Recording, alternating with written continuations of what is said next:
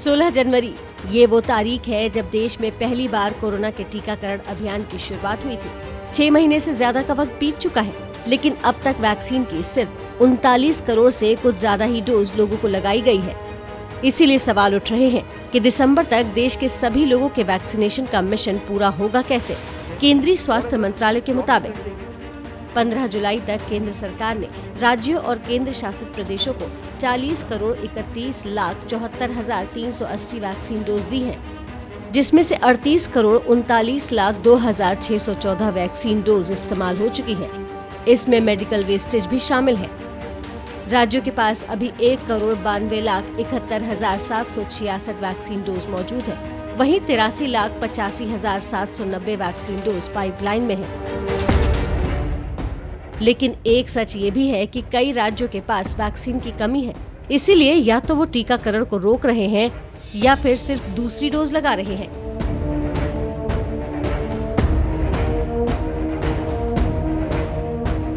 राज्यों का आरोप है कि वैक्सीनेशन की सुस्त रफ्तार की जिम्मेदार केंद्र सरकार है, क्योंकि उसी के रास्ते से चलकर वैक्सीन उनके दरवाजे तक पहुंचती है। हालांकि केंद्र सरकार की दलील कुछ और है।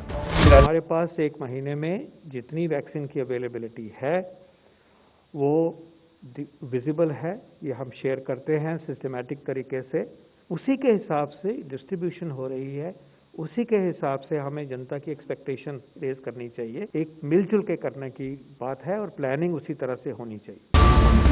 हाल में केंद्रीय स्वास्थ्य मंत्रालय की तरफ से सुप्रीम कोर्ट में दाखिल हलफनामे में बताया गया कि 31 जुलाई तक 51.6 करोड़ टीके लोगों को लगाए जा चुके होंगे। वहीं सरकार अगस्त से दिसंबर के बीच 135 करोड़ कोविड वैक्सीन की खरीद करेगी। इसमें 50 crore Covishield, 40 crore Covaxin, 30 crore Bio E, 10 crore Sputnik V और 5 करोड़ जाइडस कैडिला डीएनए वैक्सीन शामिल है। कोवैक्सीन और कोविशील्ड को छोड़ दे तो बाकी की वैक्सीन अभी तक तकनीकी पेच में फंसी है। जाइडस कैडिला को अब तक drug controller general of India से इमरजेंसी यूज ऑथराइजेशन नहीं मिला है। वहीं जिस बायोलॉजिकल ई से सरकार ने एडवांस में 30 करोड़ डोज खरीदी है, उसका तीसरे चरण का ट्रायल खत्म नहीं हुआ है। स्पुतनिक वैक्सीन अभी तक इंपोर्ट हो रही है, पर उतनी संख्या में नहीं कि भारत की जरूरतों को पूरा कर सके। हालांकि जल्द इसका निर्माण देश में होगा। मॉडर्ना की वैक्सीन को इमरजेंसी यूज ऑथराइजेशन मिल चुकी है, लेकिन भारत में अब तक वैक्सीन आई नहीं है और कब तक आएगी ये भी साफ नहीं। और सबसे बड़ी बात तो ये कि वैक्सीन बनने के बाद की प्रक्रिया भी लंबी होती है, क्योंकि सीडीएल लैब कसौली से बैच क्लियर होने के बाद ही वैक्सीन टीकाकरण के लिए मिलती है।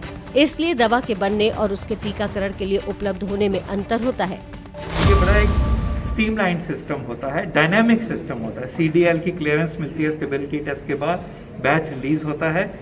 उसको प्लान करके तरीके से स्टेट्स के साथ शेयर किया जाता है। स्टेट की जिम्मेवारी बनती है कि उसको मद्देनजर रखते हुए ही अपनी आगे जो मार्केट प्लानिंग होती है। अब तक के हालात को देखते हुए दिसंबर तक भारत की पूरी वयस्क आबादी का टीकाकरण कैसे होगा, ये कहना मुश्किल है। हालांकि सरकार को उम्मीद है कि अगस्त के बाद हालात ठीक होंगे और टीकाकरण का टारगेट समय पर पूरा होगा।